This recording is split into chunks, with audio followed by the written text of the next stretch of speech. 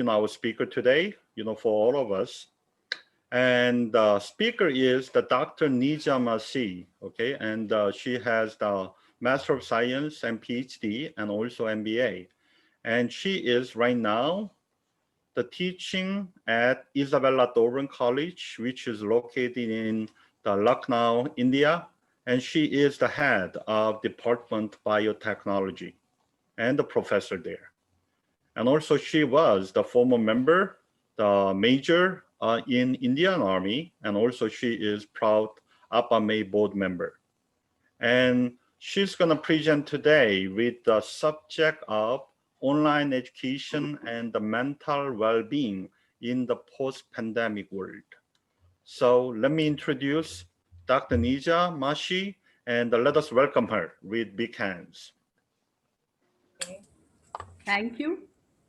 So, firstly, I would like to say thank you to Dr. Pat for this introduction, and good morning, good afternoon, and good evening, because it is really a pleasure to greet all of you at this hour. And I bring greetings from Isabella Thuban College, Lucknow, India.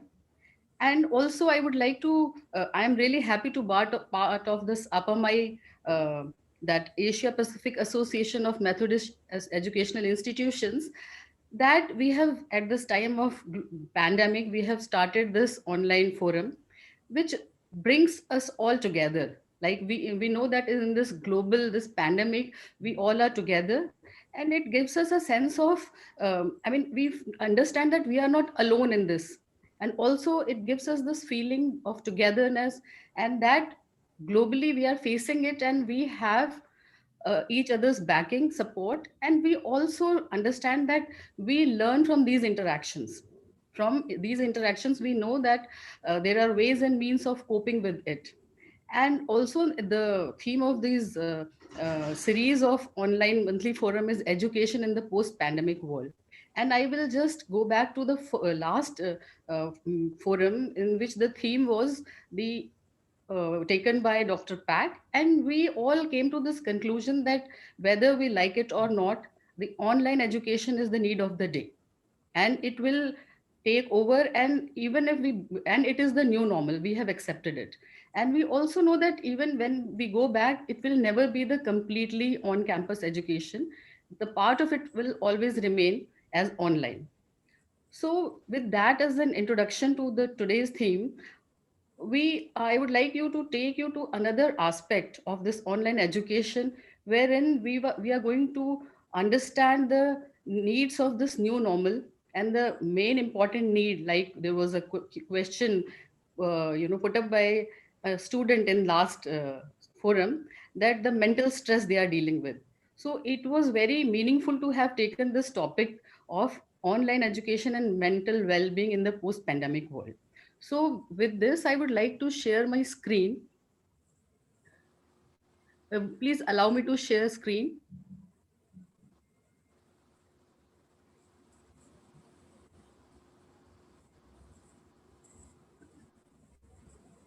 Try now.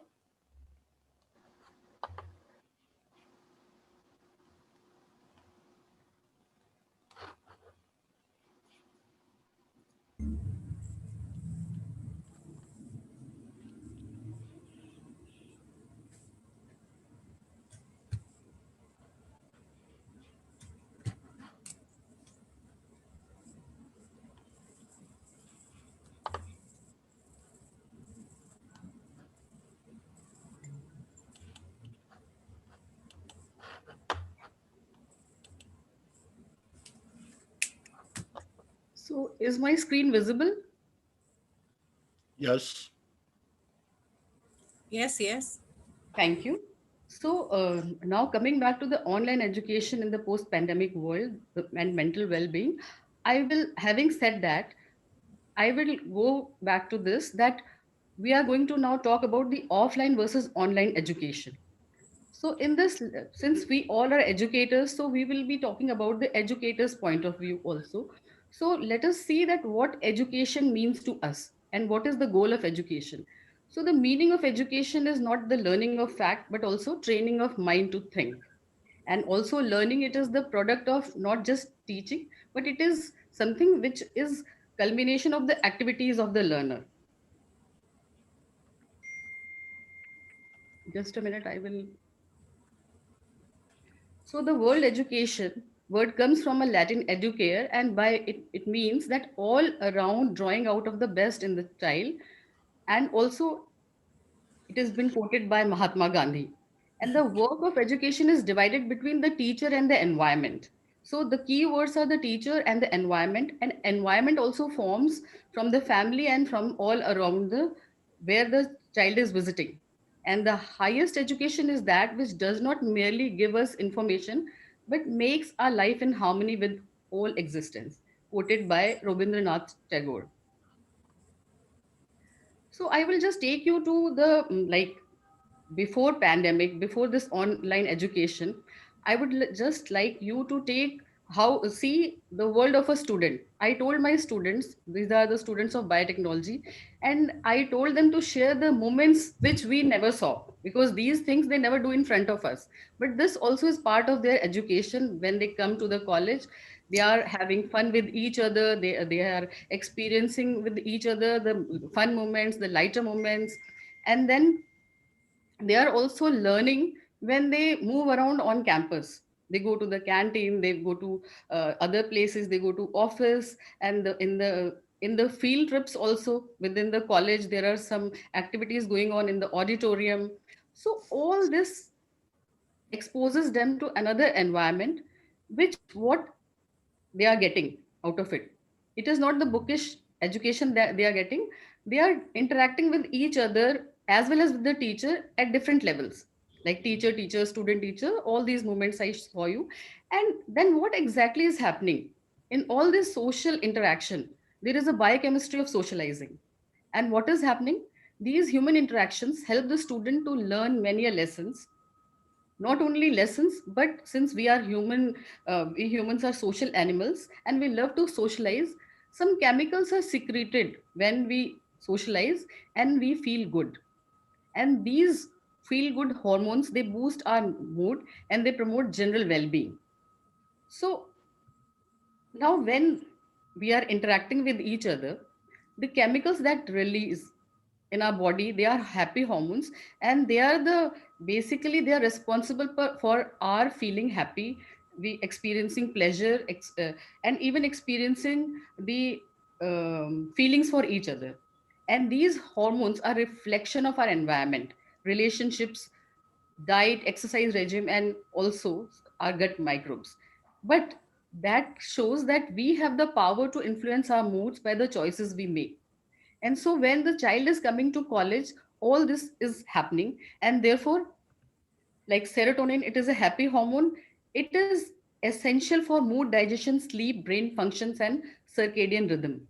Circadian rhythm is the our biological clock, the way we behave, our sleeping pattern, our getting up, the way we go for various activities. Then dopamine, it is a motivational molecule. It is another hormone which is released and which keeps us happy. And not only happy, it helps us in various our sensory nerves, motor nerves, control of our cognitive functions, motivation, decision making, impulse control, memory, and also our maternal and reproductive behavior. Another hormone which is released is oxytocin. Oxytocin is a cuddle hormone. It is triggered by closeness. So when we come close to each other, when we interact with each other, it forms a kind of bonding with each other. It develops trust, and as a result of all this, it helps us in calming our nervous system. And high oxytocin levels are also linked with how we respond to when someone is showing their love, affection, how we respond. And also its effect is it counterbalances the effect of cortisol, which I will tell you later what happens when that happens. And then endorphins, these are the runners hormone, and they also make us happy. And they are also important in making us uh, ready to experience pain, to go through the pain in a positive manner. So having said that, I would like to say that it is important, the closeness, the experiencing of each other, it is important for the mental well-being of a student.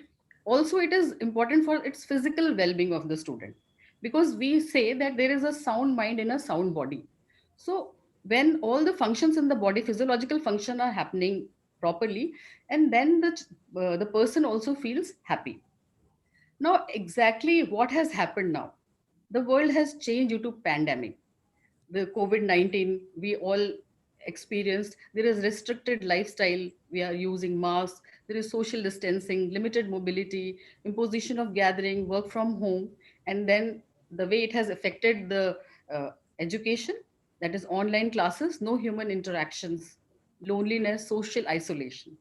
Now we will just talk about what happens when the social isolation and loneliness takes place.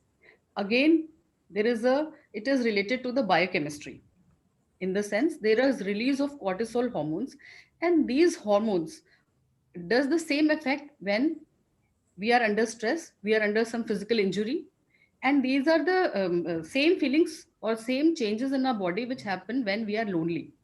So that means the cortisol levels soar, and it damages our body and mind. It leads to depression. Now, depression is something which arises out of loneliness. When the person is lonely, the cortisol levels make the person energy level, it gives the calming effect, and the sedation is there, and this sedation makes the person and a person's energy level go low, which to calm it, the person. But it also involves some sociological things which has happened to them, that is loss, neglect, guilt, rejection, and other symptoms.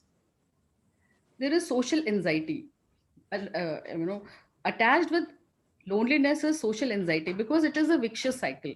The more lonely you are, the more you are initially looking forward to meet people, and then what happens, there is a fear which develops in you that you are not capable of interacting with people, and it causes the social anxiety. Then addiction, it says that when your life is full of closeness, you don't need anything, you are happy, you are content. But when you are lonely, you are definitely prone to get addicted to other things, and those other things may be like these days the students, it is not only the drug, the painkillers, it may be the social media, the other different type of sites, the video games, they may get addicted to all these things. And it says, like Professor Peter Cohen says, that we can't connect with each other. If we can't connect with each other, we will connect with anything we can find. Like it could be definitely something which calms us down, like drugs. And also he says that anything which is like heroin addict has bonded with heroin, not because heroin is good, because it is just to fill the gap. It is something which the it is something to fill the gap which has been created by human connection. Because people who are connected with other human beings and they are happy, they are not prone to addiction. Then this is very interesting thing, hoarding. It is an obsessive compulsive disorder. And I have also seen, even I think you people have seen, there are some people who are always uh, they are always keeping things like trinkets, they are keeping souvenirs. So they are more, whenever they go anywhere, they will collect the tickets, they will collect the even I mean something which is of not, like when they are traveling, they will collect the tags as a souvenir. When they go anywhere, they will come they will, the things which are not that important, but it begins with that. And also it ends up like there is no limit, you can keep on collecting to fill this gap. So it is also a compulsive disorder, and it is a symptom of that, it is an outcome of loneliness. Now, when we are talking about all these things, I want you to draw your attention to the definition of mental well-being, what the World Health Organization says about mental well-being. So the World Health Organization describes mental well-being as a state of well-being in which the individual realizes his or her own abilities, can cope up with normal stresses of life, can work productively and fruitfully, and is able to make a contribution to his or her community. So the key word here you will see is can cope with the normal stresses of life. It clearly means that stress is normal. Stress is not bad. Stress is bound to happen. And if stress was not there, when we see around the on the planet, we see there are different type of food chains and food web. One organism is preying on another. So if the stress was not there, there was no life. There the stress is required to run faster, to fly faster, to swim faster. So it is a result of stress that we get that much of energy, that when we are suddenly we see that a ferocious dog is chasing us, we can sprint. It is due to stress that we are able to perform better. And if that wasn't there, Darwin's theory will not say that survival of the fittest. So to be able to survive, the stress is important. And in even in day to day life, stress is good. It keeps us, in at our toes. We are able to meet the deadlines, we are able to achieve the targets. And we can, if that means, the bottom line is, if we can cope with our stresses well, we have a good state of mental well-being. Having said that, let us see the statistics. Worldwide, 970 million people had a mental or substance use disorder in 2017. Largest had anxiety disorder, 4% of the population. And then I have also jotted down some to draw your attention that every 1 in 5 of the US adults is taking one or the other drug for a psychiatrist problem. Nearly 1 in 4 middle-aged women in US is taking antidepressant, and around 1 in 10 boys, this is heights. Like when they are growing, they are uh, suffering from lot of distraction. They are unable to focus, so they are getting being given powerful stimulants to make them focus. And they have other thing is, when you are, your childhood is like that, you come in the vulnerable group who is likely to develop various diseases, and which is not good. Now, some statistics from India from the 2017, 197.3 million people had mental disorders, including 45.7 millions with depressive disorders. And the age-related suicide rates is 1 lakh population is per 1 lakh population is 21.1. And it is alarming is 36.6% of suicides globally. It comprises of that. And especially in terms of India, I can say that there is there is a huge gap between the need and the supply. Like clinical psychologists are, as per needed 20,000, there are only 1,000 available. Social workers, out of 35,000 needed, 900 are available. And nurses, 30,000 needed, and 1,500 are available. Now, I have given these statistics to see that yes, there is a need to be aware of these things. For example, the stress is the particular cause. So when I say the stress is not bad, then why are we talking about it? Because consider an elastic. If we stretch an elastic and we just leave it, it will come back to normal. Then again it is ready to be stretched. But if continuously it is stretched, it will lose its property of elasticity. So that is exactly happening when we are under the chronic stress. It hurts our human body, and continuously living in hormones of stress, it creates a lot of because of the hormones, there are a lot of changes happening in our body, and it is affecting the human physiology, like a lot of stomach problems, headache, heart diseases, sleep problems, weight gain, and it impacts in the longer run our longevity. Then mental and emotional impact of stress. The psychoneuroimmunology study says that it affects the immune system, and also it affects the nervous system. And therefore, both these systems, which are responsible for the mental and emotional health of the human being, that is affected. And going to the next slide, stress. In these a few slides, I'll be talking how the stress is related to various symptoms of mental well-being or negative mental well-being. So stress and depression, as I told you earlier, that when a person is under stress, the stress hormone cortisol acts as a sedative. There is a sustained feeling of low energy, and that is the reason for feeling depressed. and the person experiences negative emotions, and the person's having low self esteem, and it feels very much that he is not worthy of anything. Then this is another interesting thing, is that chronic stress also causes this bipolar disorder, wherein the person is very happy one moment, it is in a state of euphoria, high energy level, and it feels that they are able to do everything, and suddenly in the another time you will see them that they are in their opposite pole, they are suffering from lows. So this is also causes bipolar disorder. Then anxiety disorders, we have to look for the symptoms like anxiety disorders. A person who is suffering from anxiety will show this fidgeting, biting of fingernails, tapping their feet, and then if you watch them closely, you will see that they are sweating even if the air conditioner is on, and they always show that they are in the continuous uh, form of like helplessness, they are all the time worried.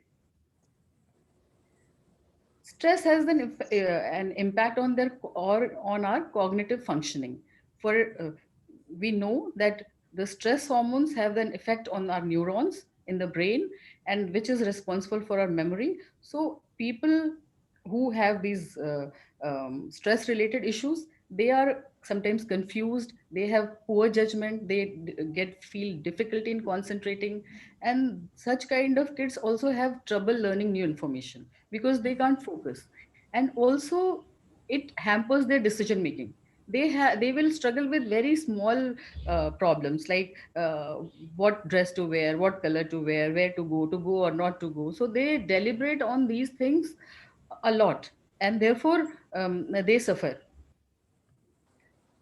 Now this is the most important thing that we all should be aware about, that stress causes personality changes. What is personality? It is the consistent human behavior, like the consistent pattern of thought, emotion, behavior, like how I think, what I think, it forms my personality. But and it is also dependent on my genetic makeup as well as the environment in which I have been brought up. So this forms a personality of an individual. But what happens in the chronic stress, the personality changes. There are small changes in the personality which are like this. You must have seen like irritability, hostility, frustration, anger, aggressive feelings and behavior, this decreased interest in appearance, and suddenly the person is very punctual and then the person is not punctual. Then you realize that what has happened wrong with that person. There is reduced work efficiency. Then they will cover up their inefficiency by lying also. So other associated problems also arise along with these small personality changes. Now what is let us discuss, there are two theories regarding the stress and stress related symptoms.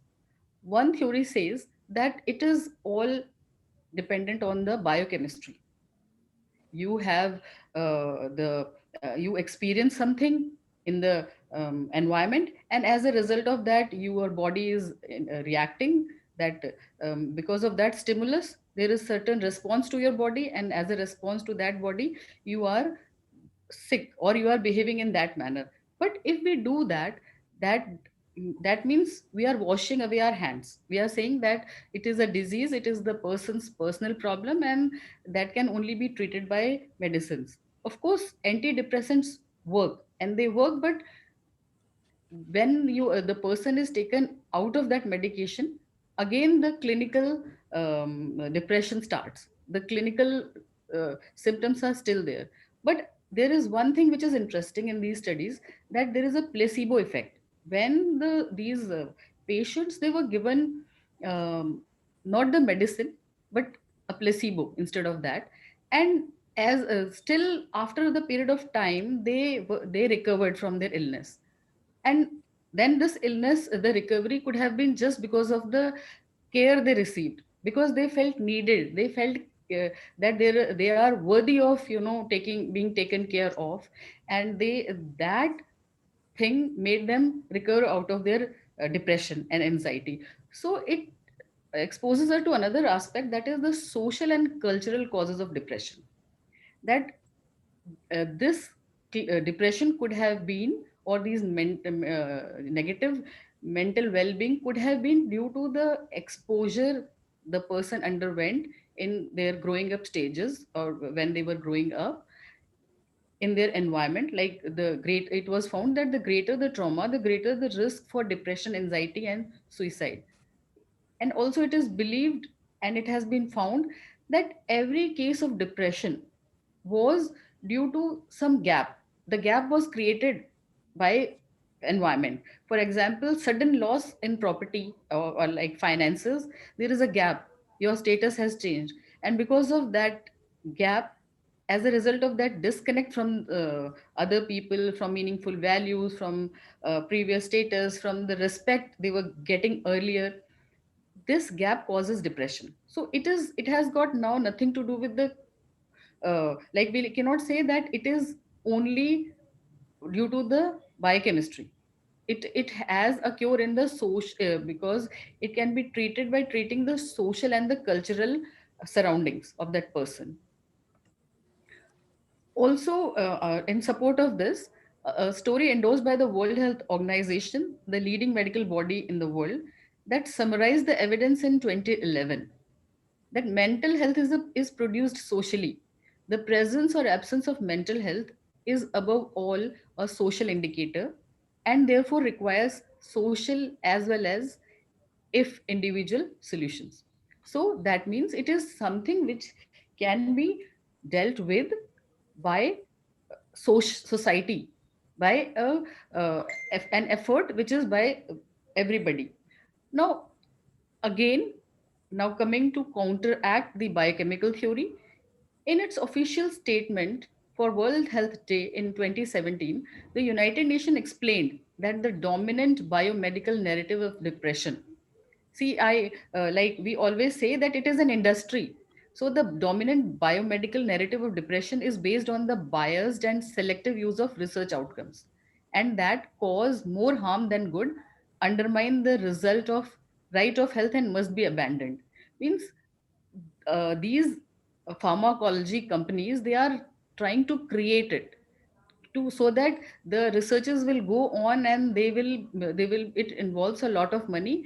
And it is an industry basically which is working only for profits. So we must try and analyze it analytically. And there is a book by Johan Hari, and Lost Connection. It was a bestseller. In the solution part, he says that you aren't a machine with broken parts. You are an animal whose needs are not being met.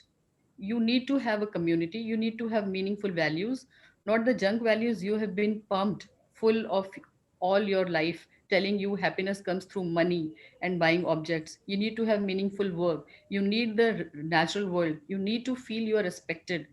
You need a secure future. So, all these indicates that it is a social disease, and we all have to be aware of this. Now I will talk, having said that, about these things, that how can we cope with these symptoms, because it is a disease which begins with symptoms, and the early detection will help you in getting out of it early. So, yoga and pranayam, it helps to calm your mind, body, and soul, because this is something which you can do alone also, even if you are not socializing. So, these things, the awareness about these things is important. So, if you are doing yoga, you are calming your mind, body, and soul, you are relaxing your nervous system, and also it increases concentration and balances the hormones in the body. Second thing is that goodbye to all addictions. Now, we on at one point of time we say that addictions are there because there is a gap, and we are trying to fulfill those gaps by getting bonded with these addictions. So if you have a strong willpower, you will say bye to these addictions. And obviously, for doing that, you have to start one by one. So it begins with loving yourself enough. So this again is a tool that you need to be aware of, that even if you are lonely, you can still do it. Then good sleep. generally what happens is the hormones are affected by your biological clock, the way the circadian rhythms. So if you are not sleeping properly, if you're not eating properly, then it will be affected adversely. So one of the things that you can do, even if you are alone, that you can be disciplined in your lifestyle. You can have a small routine wherein you sleep on time, you get up on time, and there is a disciplined life you are leading. Then meditation, like when you we do yoga for our body, similarly there is a meditation for your mind. It calms your mind, it also reduces inflammation, it enhances immune functioning, and also it has an effect wherein you are thinking not only about yourself. Like when you are being mindful, you are also being mindful about others. So when you reach a stage of self actualization, when you are more worried about the other people's problem, naturally your worry about yourself will decrease, and it will make you feel worthy of yourself. And now, I would like to come back to socio-cultural aspect of mental health. Here, I'm using the word mental health.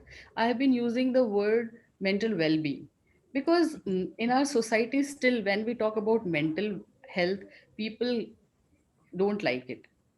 I mean, it is still a taboo, and people don't want to talk about their problems. Like the way when they meet with other persons, they will say that I am having an headache, or I am having this problem. But regarding the issues related to mental well-being, mental health, they will never share with each other because they have the fear of being judged, they have the fear of being stigmatized, and also, like I said, choice of words. I have I have conducted a survey, uh, on the personality changes as marker of the stress related disorders during this pandemic, during these online classes. And here I would like to elaborate on when I said the choice of words, because if the same question was asked to the students directly, they will have another answer. They will be very cautious of answering that question, that it will have another effect. But the same question, when it is asked in another manner, and then they will be honest with an answer. For example, if I ask them that you have become short tempered, yes. You become irritated soon, yes.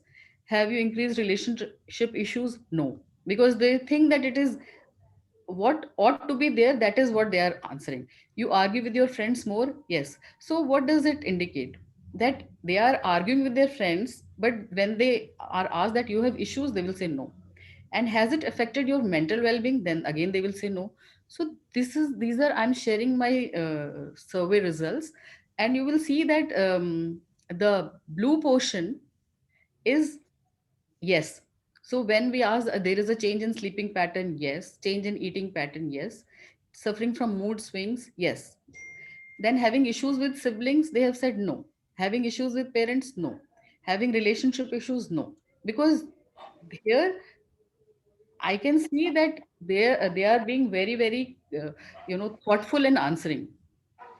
Now, feeling of helplessness, yes. Anger issues, yes.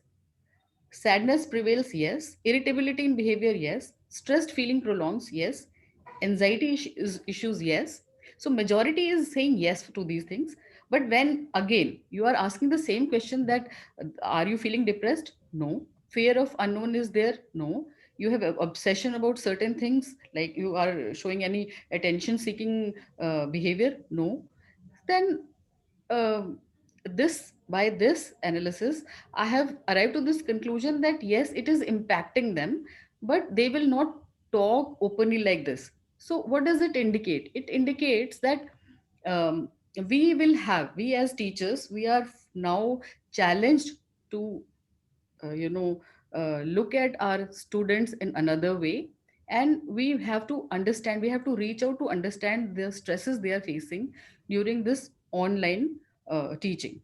For example, if so much has changed, not only the classroom has changed for them, when they go back home, they have some financial losses in the family due to loss of job of parents, or there is some trauma they have faced due to the loss of family member to COVID, or loss of business and source of income. There are some parents induced stress. There are some, this is very sad when I share with you that there are some children who are coming from broken families. So when they used to come to college, those 8 hours were the only happy hours they used to spend with their friends, with away from the harsh realities of their family. They So that is also missing now. It is causing added stress in their life. Now some children, they suffer some kind of abuse within the family which no one knows. But uh, when we had a forum like this, when we were talking to them, there are so many things which happen in a family which they are not able to tell their own parents. But when they are able to confide in you, if you talk to them, and if they have your support, and if they have this your faith that it will stay with you, it will stay with you. You will do the counseling, but you will not let anybody else know about their secret. It is kind of this secret they are living with. Also, uh, another problem which even I we all have faced is that there are online classes going on, and also parents are working from home. So this also causes some kind of stress within the families. It is the same time. And I will share you that it is a very sad thing that there was one person who purchased a mobile, so that her child can also log in at the same time, because she had one device and the child also needed another device. So she purchased that device, she spent a lot of money, and she took loan, and then next month she lost her job. So these kind of stresses, if they are facing, um, we have to be mindful of that. These are the times when we should understand that the way of stresses, or mm, you know um, the way the stresses are manifested and the way their stresses are coming in their life has also changed. Now parents have stressful jobs too. By this I mean that there are some parents who are into medicine field. They are doctors, both the parents are doctors. I know families wherein the family, because parents have their social obligation, their professional obligation, they are there for the society, but their own children are suffering. But then these are the times when they have to make a decision that they have to be true to their profession. Then there are some who are in police, they also are committed to their jobs. Then the teaching fraternity, like if it comes to if I have to choose between my own children and my students, obviously my student will get the more priority because of my professional commitment. Then this is not a very important way of stress. But of course there is a lack of travel and lack of recreational activities in these times, so it is also causing some stress in them. And also I was just discussing with someone that all these college going students these days are the millennials, and they were born in the times when the technology has advanced so much. So because of this advanced technology, the gap has increased. There is a disparity. There are some people who have the access to everything, and then there are some people who have access to because of the poverty, because of the financial crisis, or because of the geographical location. If they are staying in rural areas or the areas where the amenities are not there, the gap has been widened, and it is also causing to stress. Now, the role of teachers, issues and challenges in the changing times. The first thing is early identification. That is what I can say, that we have to be we have to be watchful. So I will just tell you that if you are interacting with human resource, if you are by virtue of being educators or by virtue of being administrators, so if you are sensitive, you are able to see personality changes in people. For example, I will tell you that Dr. Charles is my boss, and I am not sure she was supposed to join, if she has joined. But once I entered her office, and according to me, I was very normal, behaving normally, and she told me that Nirja, get your blood pressure checked. Very politely, she said, and I went and I got my blood pressure checked, and lo and behold, I had a high blood pressure. And then since then I am having medicines, I'm on medication. But an early detection, always it is like a stitch in time saves nine. So like we also should be very very sensitive and aware about these symptoms in our students. And these symptoms we can also see online also. The way the person's focus changes, the person is unable to focus. So if you ask questions in the classroom, you interact, so the same person who was very chirpy bubbly will, if you see a sudden change that the person is now no more chirpy bubbly, then you need to personally interact with that student. And this only can happen when you are very watchful of these symptoms. Then effective communication, like you should be able to communicate effectively with the student, in the sense that you have to give them also the capability to communicate. One way expression is never going to take us anywhere. Even the student, they must learn how to communicate, how to express themselves. They also must know that how, if they let go of their feelings, pent up feelings, it will help in their mental well-being. Again, next point is that giving the tools and techniques to cope with loneliness. Like we learned that this is how, even if we are alone, we can cope with the loneliness, and we can cope with the uh, loneliness induced changes in our body. We can also tell them, we can share with them. Then mentoring, we need to mentor them, give them extra time. And if there is a need, interact with them personally, like we have been doing that. And we found that like I found that if you are interacting with them on maybe weekly basis, with all of them, at least you have personally interacted with them, so it forms a very good bond between the teacher and the taught, and it remains. Even if you are in an online forum, you are not able to see everybody, you can still have that weekly.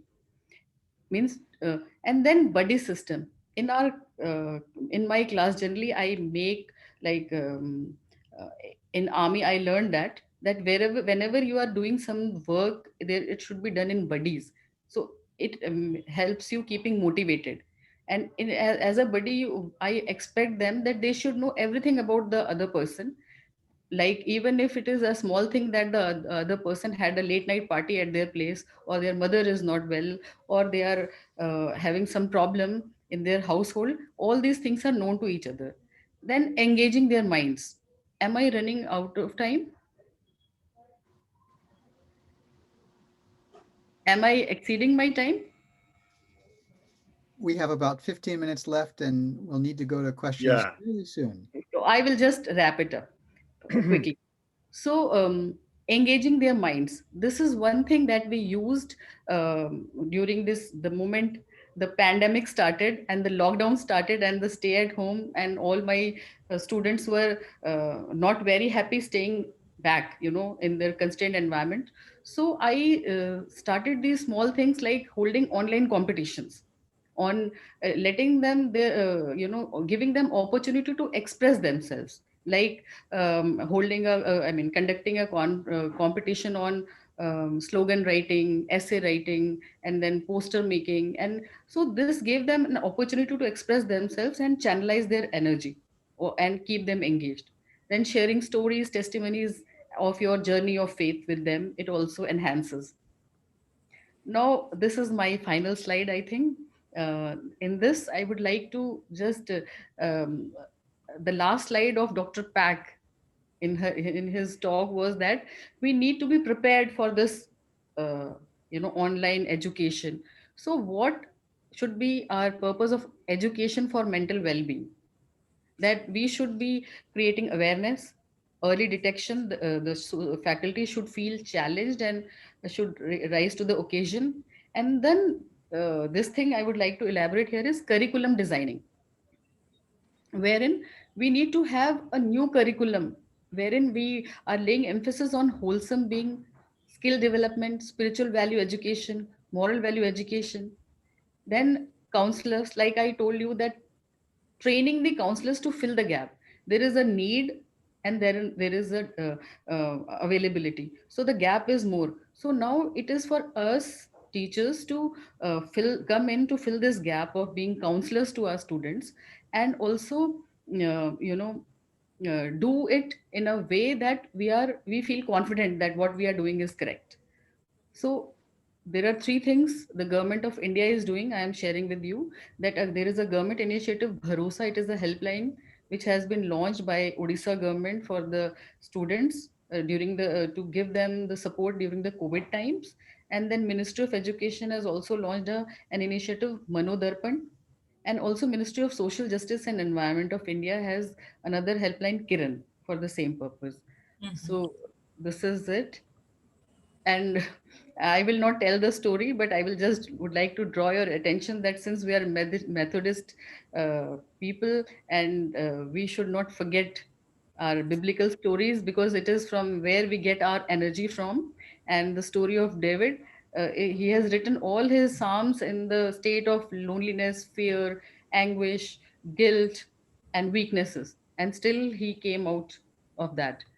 And Jeremiah, wherein it is also another, he lived alone, he ministered alone, he was poor, ridiculed, rejected, and still he displayed great spiritual faith and strength. So, with this, I would like to end it. Thank you, and I am ready for any questions that you may have. Thank you, Dr. Masi, for a very informative and very helpful presentation. Surely your presentation brought us comfort and delight as we face this very trying moment. And we all believe that mental stress or mental health is really the issue at the moment. And thank you for helping us understand mental well-being from the perspective of biochemistry. Thank you.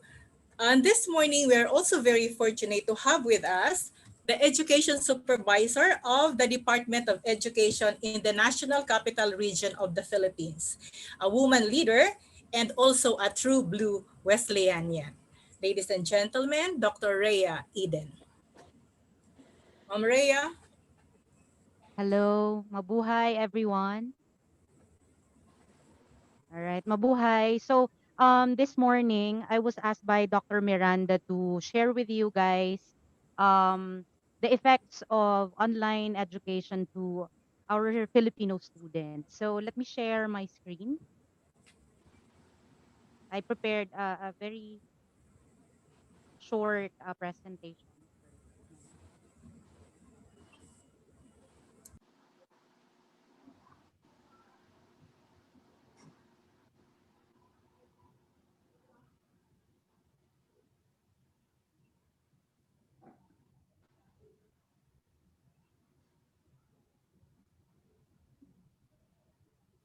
I made you to share it. Okay, Do you thank you. see the screen? Wait for it.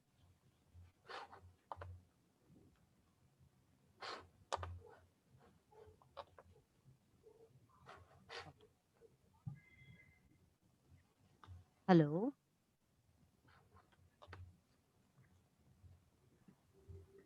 We can hear you. Okay, thank you. I think I we can. can hear you, Rhea. Go ahead. All right, so I cannot share my my file. I don't know why.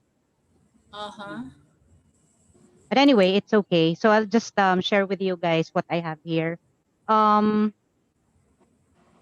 Okay, so the Department of Education really prepared, I believe, really prepared for this modality that we are using now. So when Dr. Miranda asked me to share with you guys our the effects about this topic, the effects of online learning on Filipino students, I actually immediately sought help from my students, and they shared with me a quick survey they conducted 2 weeks ago, and that's the data I will be sharing with you guys is based on that survey. So out of 605 students who participated in the quick survey, 7% of which said that they are well rested and in control of themselves in the learning mode that we are using right now. That's a good one. However, there are 22.8% of our students who responded that they are doing fine and they can still manage to do their task and submit them on time. And the remaining 70.2% of our students said that they felt tired, drained and stressed. So these are kids. Majority of the 605 students were actually high school students. So from grade 7 until senior high school. Now, I would like to share with you guys the positive and the negative effects of online learning in among our students. So among the negative effects they mentioned and they shared in the survey was first is that they that online learning endangers not only their mental health but also their well-being as a person. According to them, it's too draining. Okay, and the reasons they stated was first, the too much and time-bound online tasks or requirements being given to them was actually some of the one of the reasons why they feel stressed. Another one is the access to quality internet and gadgets. So most of the 605 students who participated in the survey were public school students. So they are studying in public school. So most of them doesn't have really the means to buy gadgets and to really have that strong internet connection. Okay, because in the division of city schools Manila, where I came from, the mayor actually gave a free data for all the public school students, and also a tablet where they can use for their online. However, according to them, online learning also exposed them to the use of gadgets that makes their eyesight suffer, not just their eyesight but their posture, because of the time being exposed to internet or online classes. So this is what is interesting. There's one comment there that says that we have no boundaries between school and home anymore. Okay, according to them, that what they are doing now is like a more of a 24/7 thing. So most of them doesn't have sleep. And I heard that a while ago, um, it was mentioned a while ago by our speaker. And another one is that it causes them stress, anxiety. However, they are motivated now to learn more because they need to learn independently. So I think that's a positive thing.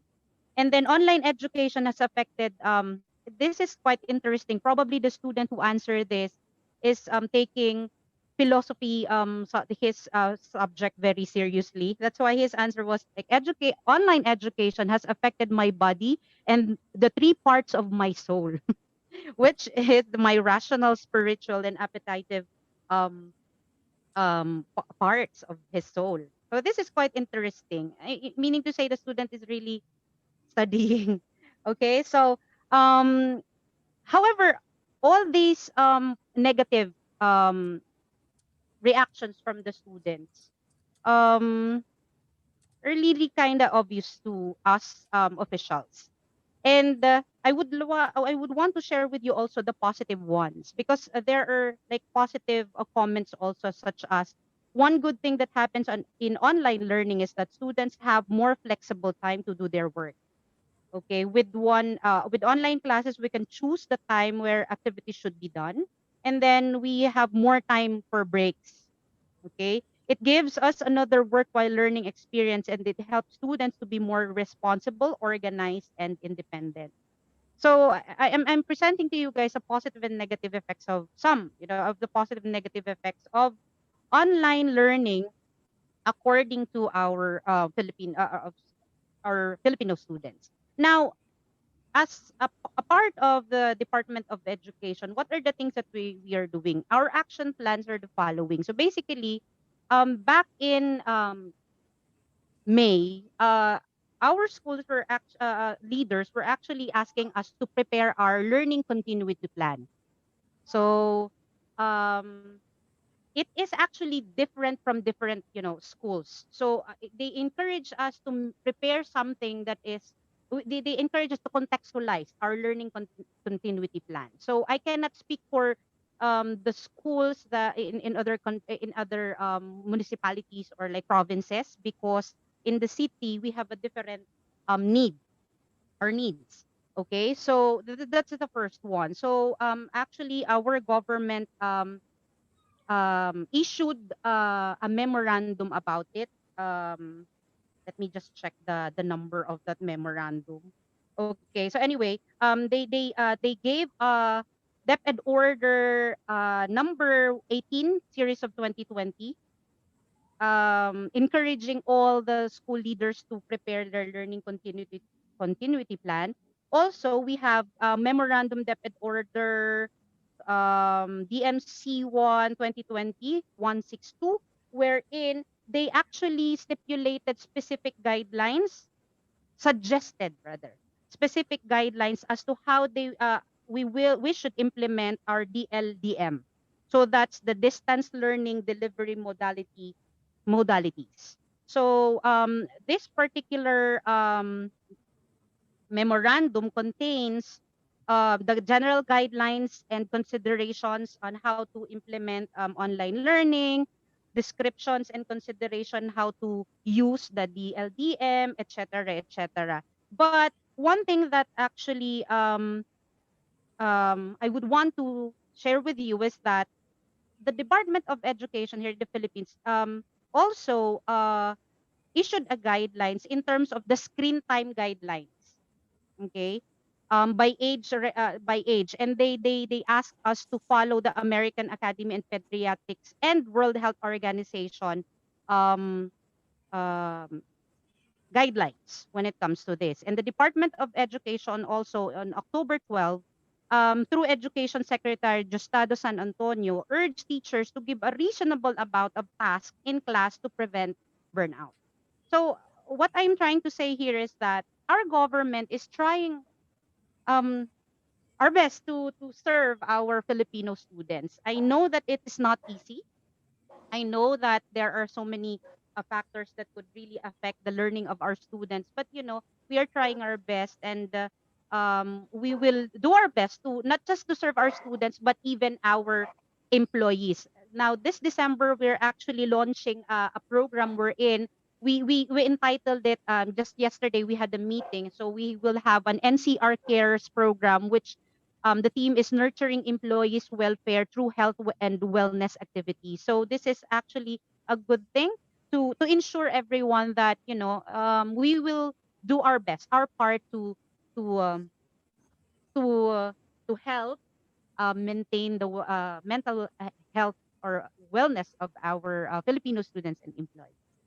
Okay, thank you. Thank you, Dr. Eden. Thank you very much. Now, after listening from the public sector, may we also listen to the private sector to be given to us by our principal of the Basic Education Department, Ma'am Tina Miranda.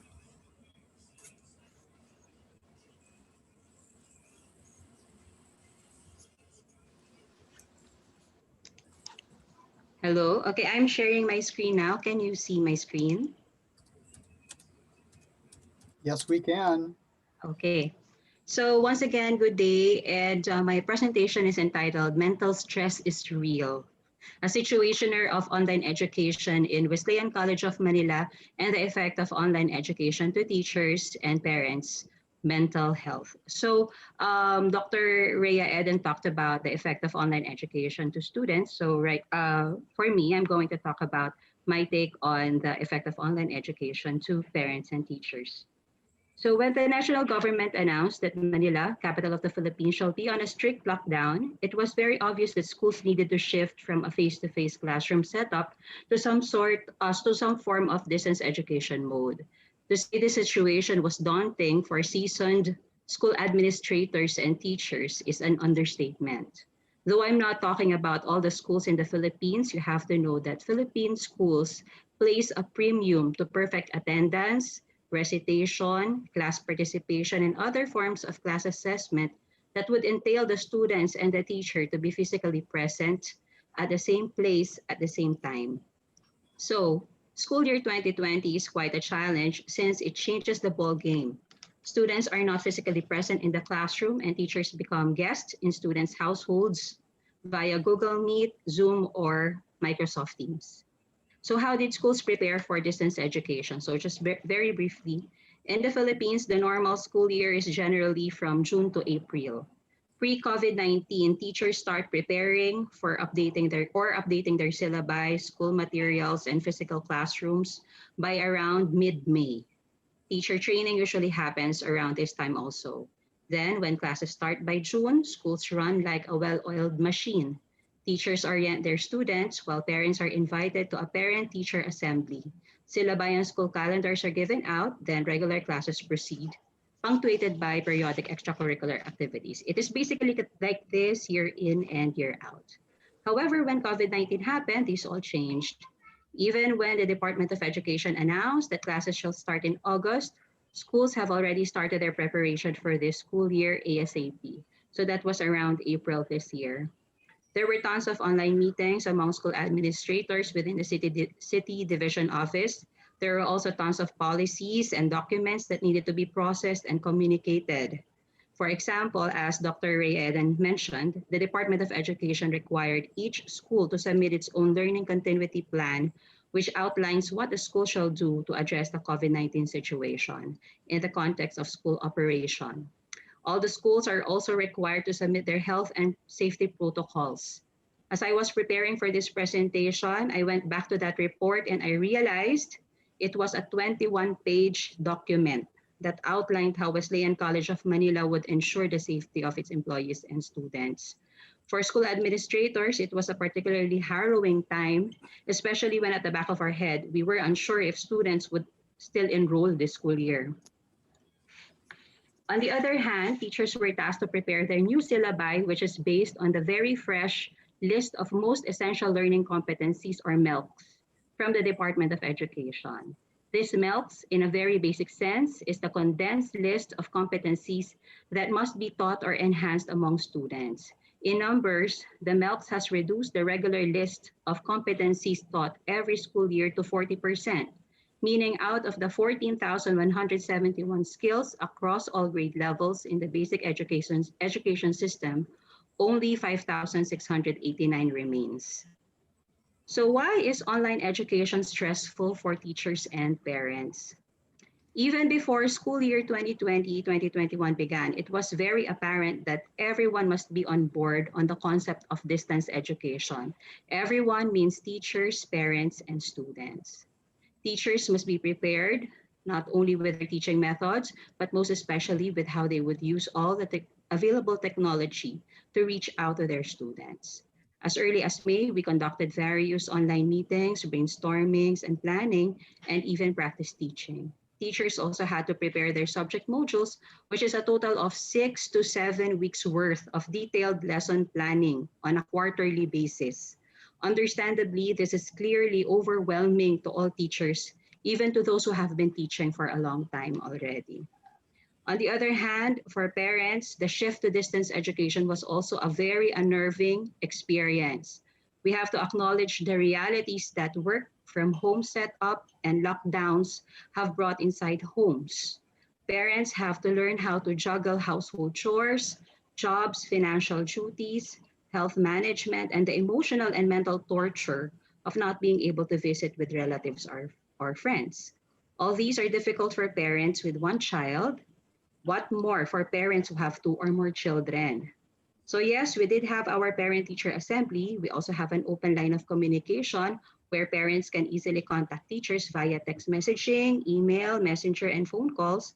But these are not enough. Okay? There are a number of reasons why parents are stressed with distance education, and these I have learned from actual feedbacks from our parents.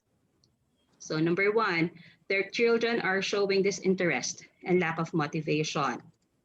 Their children cannot follow the lessons because of one or all of these, due to the language used in teaching, lack of confidence to ask questions, technical difficulties like faulty gadgets, and poor internet connection. Their children lack self-discipline to learn independently. Too much homework or not enough homework. The pacing of the lesson is too slow or too fast. Lack of a classroom-like environment. Yes, all these are reasonable causes for alarm among parents. The thing is, whereas teachers are used to handling these concerns on a day-to-day basis, some parents are only truly learning about their children's learning habits and styles just now. So here lies what I call the disconnect of expectations. On one hand, teachers are used to handling students turning in late submissions or students who do not show any interest in lessons. On the other hand, some parents are surprised that their children are capable of late submissions and showing disinterest in lessons. At this juncture, it is quite clear that fault finding is pointless. Yes, it is human nature to express dissatisfaction. In fact, if there is one thing that this pandemic has brought out among us, it is how well we express our displeasure about anything and everything, be it about politics or simply wearing face masks. We really do love to complain. However, as I have said, it is futile to criticize every aspect of the new normal in the context of teaching, learning. I understand where the Secretary of the Department of Education, Secretary Leonor Briones, was coming from when she said, though we can never attain full readiness in its shift to digital learning amid the pandemic, education cannot wait for the situation to return to normal. Yes, we are all hopeful that the COVID-19 vaccine would solve all the global problems. However, we also have to be proactive in handling our daily problems and concerns instead of resorting to nitpicking. Okay, thinking of the catastrophic effect COVID-19 has brought to the world is very overwhelming. Hence, as adults, we have the responsibility to be as honest as possible to our children, and we must always strive to open their eyes about what is happening to the world and offer assurance that we are always beside them during this pandemic. Philippine Mental Health Association National Executive Director Dr. Carolina Unuraico said, "It is important that we as parents and teachers also take care of our mental health. Our students, our children actually take from us." Even before COVID-19 happened, we already know that children absorb everything that we as adults present them. They become excited if we are excited. They are happy when we are happy. They show interest if we prepare something that is interesting. They become sad when we are sad, and they learn how to antagonize when we show them anger. This remains especially true during these trying times. Hence, as adults, we have to work together and present a united front when dealing with our children. In one of our faculty meetings, I remembered advising teachers to just focus on the prize, and that is our students. No matter what happens, it is always the students who are at the center of all these new syllabi, planning, and innovation. So how can we handle stress? I am sure you have read a lot of articles on how to handle stress, but let me just share how we can all deal with the stress as parents and teachers. I will post the link of the articles later if you would want to read them intensively. So for teachers, be patient and kind. Everyone has had to adjust within a short period to online instruction, and that is not easy. Set boundaries for communication. Let students and parents know how they can contact you, and set hours of availability. Outline the learning objectives and competencies for each lesson and assignment. Provide a schedule for each lesson and assessment. Make assignments lower or no stakes if you're using a new platform. So for us in WCM, we actually minimized homeworks. So after the online classes, as much as possible, we don't give them assignments anymore. If you're making videos, keep them short. Viewers tune out at about 3 to 4 minutes. So are you still with me? Assign assessments with instant detailed feedbacks. Do not get consumed with best practices. Remember, you will not recreate your classroom. You will reinvent your classroom. Give yourself a break. And number 10, call a friend, talk to your head, or share your troubles. So for parents, take breaks also. Work on your own self-care routine, taking deep breath, learning how to let it go, working on choosing your battles, or listening to calming music. Keep communicating. Be sure to keep open lines of communication with your partner, your child's teachers, and school administrators. Making your voice heard and getting your questions answered will keep future frustrations to a minimum. Get social. So when you are tempted to take to social media to vent out your anger, it's better to talk to someone first. Okay, so most people describe talking to someone as a sense of relief and helpful as opposed to keeping stressful thoughts inside. Ask for help. Although it's hard to admit that you can't do it all, asking help can make a major difference to your mental health. Celebrate the wins, acknowledge the positive, and congratulate yourself for dealing with a difficult situation. Help your kids manage their stress. Know that your children are stressed too by all the changes and their brains process stress differently than an adult. And number seven, don't take it out on the kids. So, as you manage increased stress levels around online schooling, perhaps the most important principle of all is this: don't take it out on your kids. You and your children are in this together. No child deserves any additional anxiety from parents melting down. The longer your child does virtual education, the more everything about it will become second nature. Gradually, the intensity of the stresses will recede. As we all say, practice makes perfect. In the meantime, if online schooling throws you off your emotional center, practice good self-care, keep communicating, and give yourself some credit for doing your best. So finally, some things to think about. Remember to be flexible and empathetic. So students who were most disadvantaged before COVID are also most likely the students who have been impacted by COVID-related death and illnesses, financial challenges, and other stresses. Aldrich, 2020. And children learn best when the significant adults in their lives, such as their parents, teachers, and other family and community members, work together to encourage and support them. This basic fact should be a guiding principle as we think about how schools should be organized and how children should be taught. Schools alone cannot address all of a child's developmental needs. The meaningful involvement of parents and support from the community are essential. Liwasa 2015. Yes, mental stress is real among teachers and parents. Mental stress brought about by the COVID-19 pandemic is a social issue that must be considered and acted on seriously. But we must always remember that at the center of all these, anxiety and troubles are still our children. At this point, may I humbly share my thoughts about mental stress among teachers and parents. Parents and teachers are partners when it comes to nurturing and educating our children. I believe that if we appreciate and accept each other's humanity and be truly compassionate, we would feel better and maybe reduce our stress levels.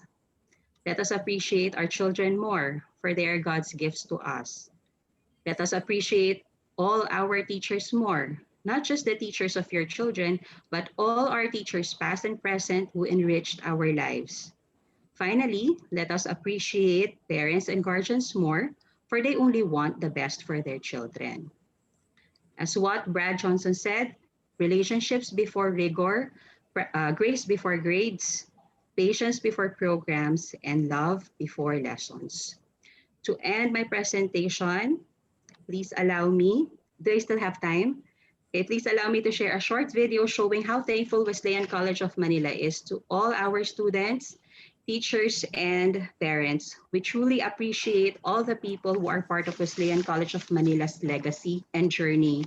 For 20 years, WCM has been showered with God's blessings, and for this, we are truly grateful. Thank you very much and have a good day. So let me just share this.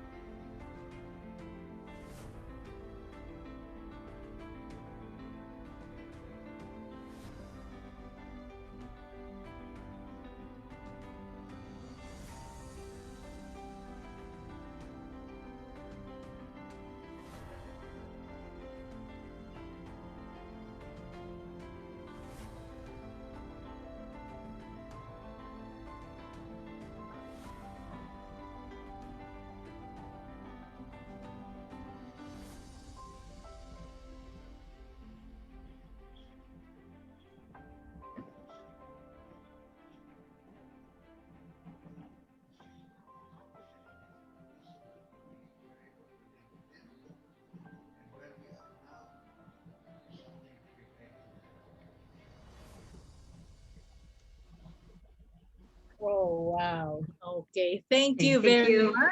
Thank you, Ma'am Pina. And truly, we are in this together. Thank you so much. I am speechless. But then I have to go to the questions raised by the parents, I think, here. Number one question from Grace Vilma Dotig. Is there any activity for online classes that we could detect a child or student who is experiencing depression, anxiety, or fear?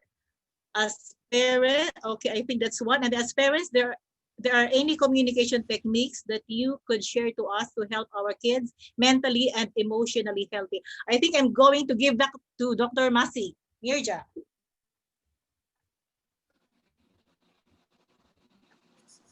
Thank you for this question. And I'm really, I think it is, she is asking the parents' perspective, like parents' point of view, if I have understood it right. Am I right in understanding the question?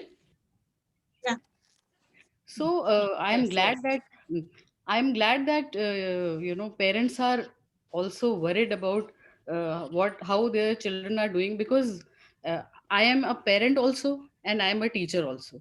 So when I go to my daughter's parent teacher meeting to their school, and I meet their teacher, I always ask them that how they are doing. But I think right now the question is about, during this pandemic, these online classes are going on, and how to look for these signs. So number one thing is that you should not be judgmental about your child, so that the child is able, because generally what happens, as parents we are very harsh on our children. When they come and they say something, we will definitely try to say that everything is okay, your perspective is bad. So it is not the case. If they are complaining that the homework they have got is a bit too much, please understand, dispassionately see that they may be right also. Like in one day it may be happening that 2 to 3 teachers have given the homework. Okay, so it causes them stress. But right, like if they are suffering from fear, anxiety, or another thing was stress related issues, so you should be watchful. Like I gave you a whole list of behavioral pattern.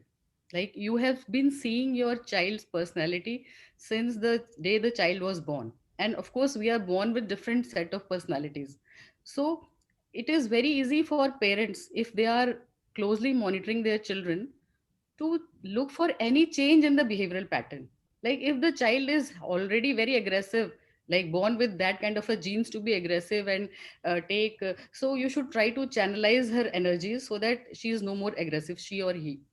But if the child suddenly starts showing the symptoms of fear, like the child is behaving in a very submissive way, or the child is not being vocal about certain things, or the child is becoming quiet, because all of you must have noticed, it was in the news all over, that there are so many video games which are there. Like there was one, blue whale.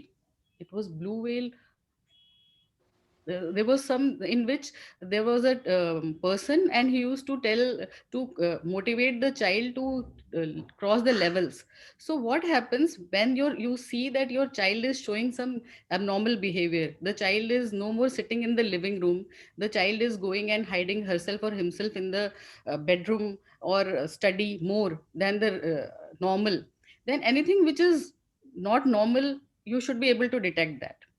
And if you are able to do that as parent, I'm sure you will never go wrong. If Yeah. my child is if my child is if we have guests over our place, and every time my child is happily coming and greeting them, and suddenly the child starts showing the behavior of introvert, then that's the time to notice that why the child is behaving like that. So as parents, it shouldn't be difficult. It is not as big a challenge to monitor your own child, because you are the one responsible for, you have seen her grow up, her or him grow up, and form in kind of some personality. So I hope I am able to uh, give you some answer. And one more thing which I do with my children, and I want all the parents should do, is that have a uh, family time with your children every day. every day have a family time. I still remember when my children were as young as they were in their um, prep classes, preparatory classes. They were not in class one. So I used to make them pray with me every day. We made a habit of praying together and talking it out for some maybe half an hour only. And in their prayers, believe you me, they used to pray that God give that girl in my van this kindness so that she doesn't push me. I mean, as things as small as this will, it used to make me understand what my child is going through. Or she will even say that, she will in her prayer she will say that God, that girl who was bullying me should not come to the class today, because they are very small kids. So if you form that kind of habits, you'll be able to detect if your child is suffering from any of the personality disorders. Thank you. Okay, thank you, Dr. Masi. And that leads me to the second question. Although it's 1:30, but then I think we have to entertain this one. What can be done? This is from India, I think, from Saida Khan. What can be done for the students whom no one can reach, who are hiding their feelings inside because no one is there they could trust, and are living with people with negative energies around, especially when they should not be their main support system, but aren't. I think there's no one around them. I don't know. This is quite difficult for me also. Mirja, do the honors. So I know that it is really a chicken and an egg problem. Like, what came first? Whether the child stopped trusting anybody, some that child must have undergone some trauma, such a big trauma that the child cannot trust anybody. But then we say that there are certain places where, when we say charity begins at home, something, when all around in the society, when we are making people aware, we are making people aware that these are the things they can be coped with by using some small tools and techniques. So the person, it will begin from the person somehow, anyhow. Because if you are close to somebody, if you are day in and day out 24 hours with someone, and still you are not uh, able to share your personal trauma or emotions with that person, it is a very tricky situation. Because I'm sure that suppose I make a new friend, and I'm with that friend as a roommate for 24 hours, but something which has happened in the past, in my past, which is causing me to undergo all these disorders or fear, anxiety, that too, if I do not share, nobody can help me.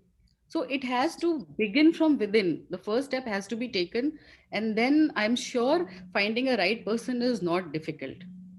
The world is still good, and there are still nice people around. Okay, I, what positive thought. Thank you, Dr. Masi. Now, here's another question from South Africa, from our good friend Stephen. And another difficult one, I believe, which is for you also. What is the impact of racism on mental health status of school children during COVID-19? If I, as a scholar, come from different cultural group against who there is discrimination or discriminated because of my background, how do we manage that? We see that now happening in South Africa. Reverend Prof. Hendricks from South Africa. Thank you, Stephen. Thank you. Dr. Masi? thank you for this question. It is really difficult and it is heart wrenching. It is really, it touches somewhere, and it makes you feel that yes, when we all are made in the image of God, still why are we suffering this discrimination? Number one. And so, like someone shared today, that in the situation like this, like any kind of stressed situation, like we are faced with COVID situation, so the effect is, we say that it is, like in a sentence we say that it is global problem and it is affecting all, but it is affecting more to the underprivileged. it is affecting more to people who comes in vulnerable group. I say it is at a vulnerable group because they are already prone to such things, and it is kind of a double jeopardy. It is adding already existing stress. So till the time the foundation of this discrimination is not met with or sorted out, the I think the problem will remain. I mean, I'm sorry, I can only say that we can cope with such a situation by creating awareness, sensitizing people, making like conscious effort to feel the pain of the other individual, like to understand that my community is not just the small community, like, but understanding that the whole globe is my family.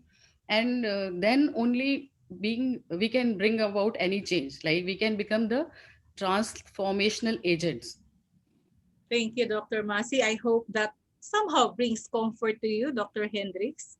And there will be more of this. That's another issue actually that I would like us in APAMEI to touch. At this point, because it's already 1:35, I would like to thank you everyone. Thank you very much, participants, speakers, panelists. Thank you very much. But before that, we will be listening to a very important person, Dr. Shew, for announcements and for our closing prayer. Paul? Yes. We have two more events coming up for the association on December 19th. Oh, thank you. Thank you. On December 19th is the online forum for December. That's a healing and Christmas spirit in a cross-cultural context. We heal as one, happening at the same time.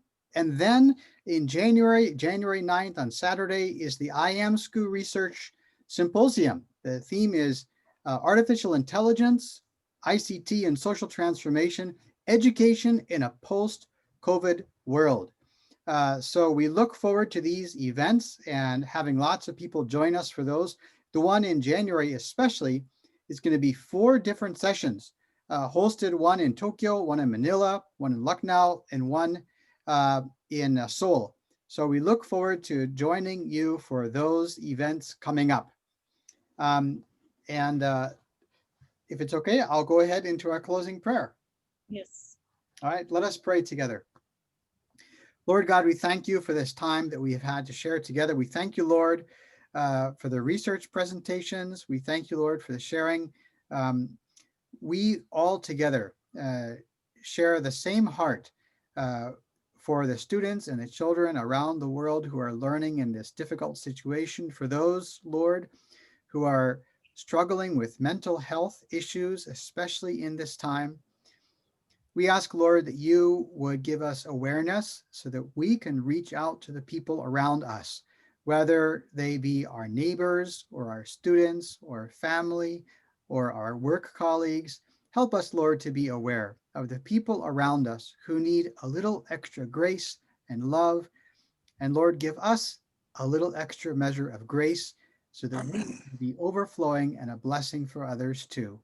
We thank you for this wonderful fellowship that we share, and we pray in Jesus' name. Amen. Amen. Amen. Amen. Amen. Thank you. Young Bin, thank Okay. you everyone. Bishop. Thank Thank you. you. Thank Good to you. And see thank Dr. you everyone Charles. who joined us from all over the world. Thank Yes. you. Thank you. Nirja, you did well. Love Thanks you. for everyone. Yeah, That is right. great. Congratulations, Nidia. Thank you. Thank You you, Bishop. you have educated me very well on matters I've never thought before. Mm. All right. Thanks, everyone. Have a wonderful weekend.